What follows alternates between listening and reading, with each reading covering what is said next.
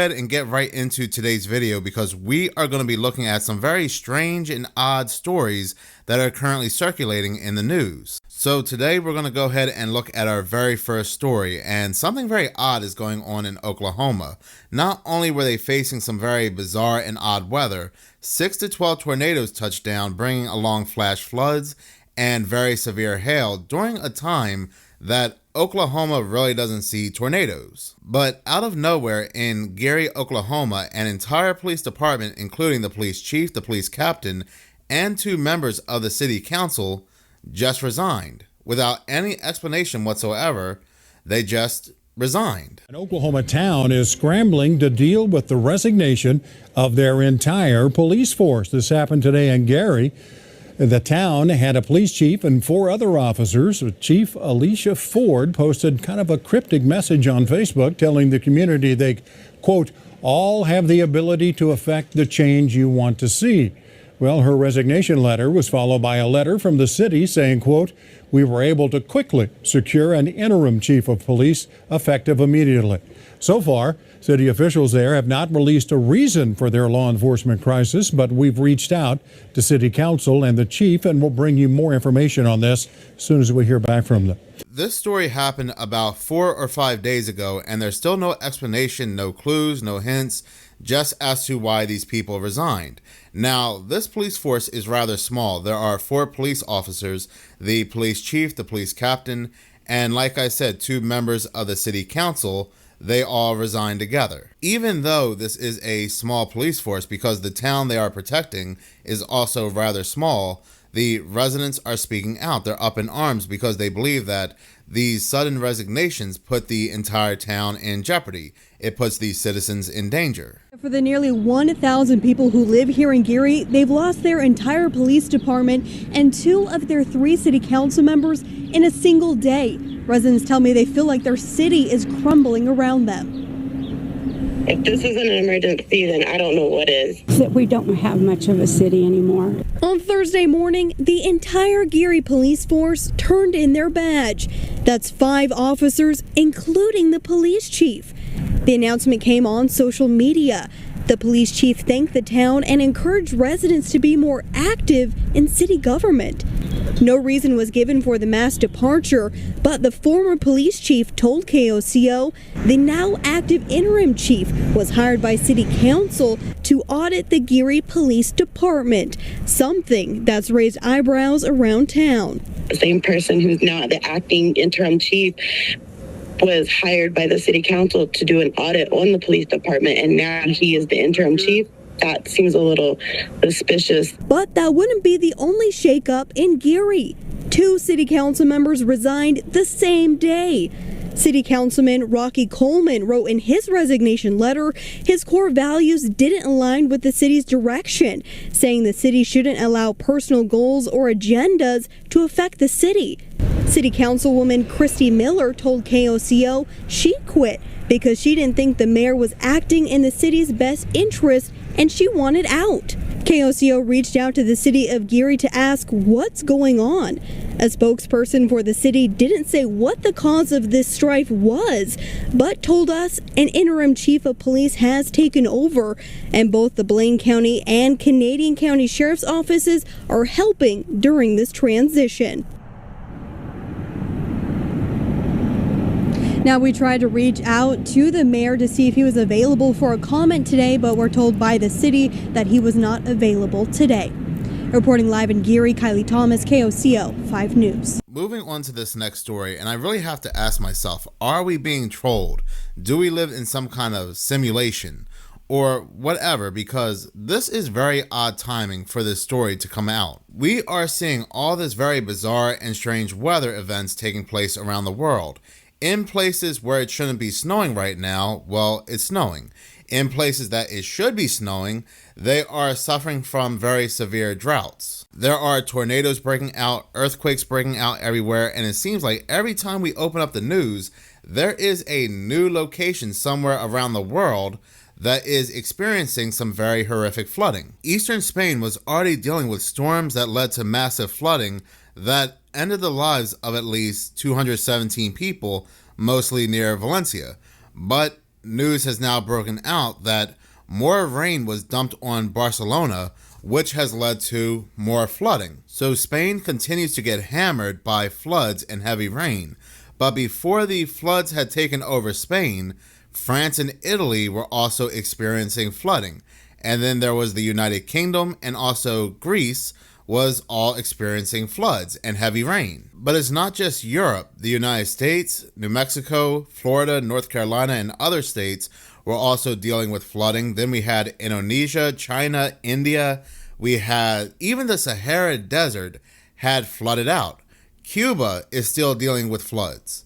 So it's pretty much flooding almost all over the world.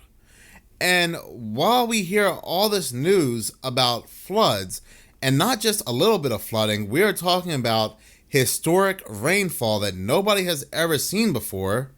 Well, news has come out that researchers, scientists, may have found the map to Noah's Ark. Talk about such interesting and strange timing. What's even more interesting is that researchers, architects, they had this 3,000-year-old Babylonian artifact ever since 1882.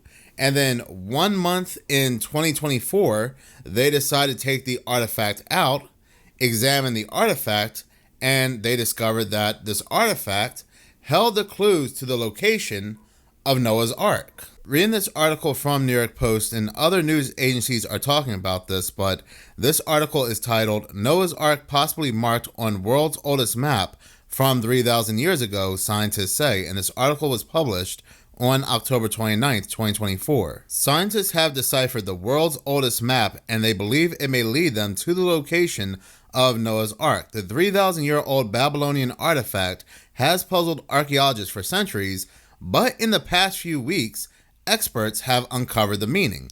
So again, they've had this artifact for centuries, and just in this past few weeks, while the entire world, like I said, is basically dealing with floods, they deciphered that this artifact will lead them to Noah's Ark. You can't make it up. You can't make it up even if you wanted to.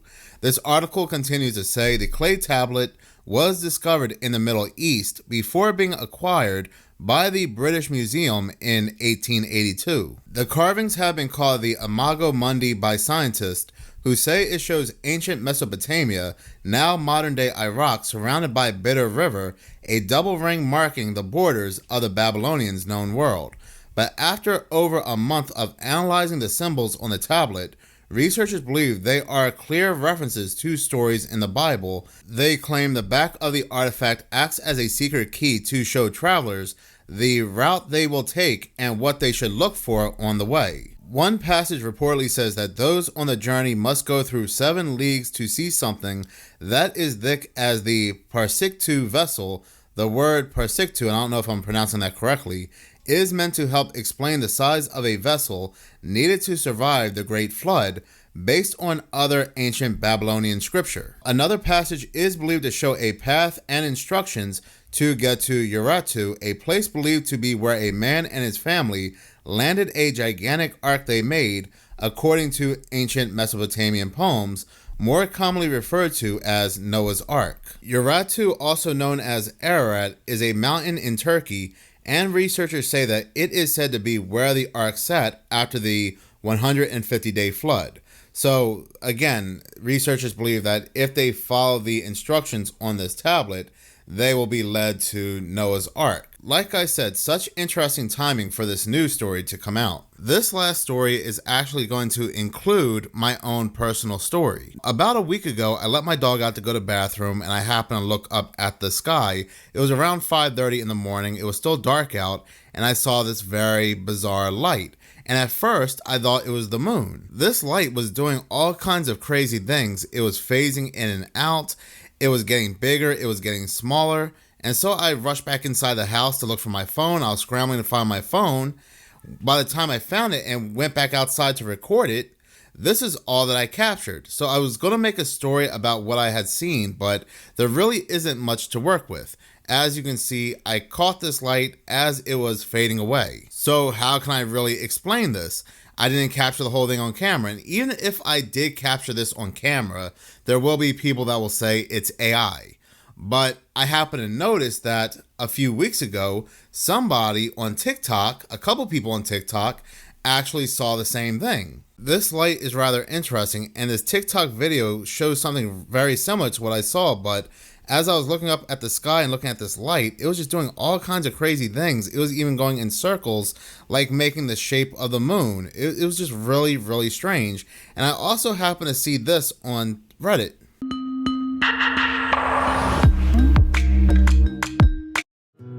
I don't think that Rusty would be here today if it wasn't for the farmer's dog.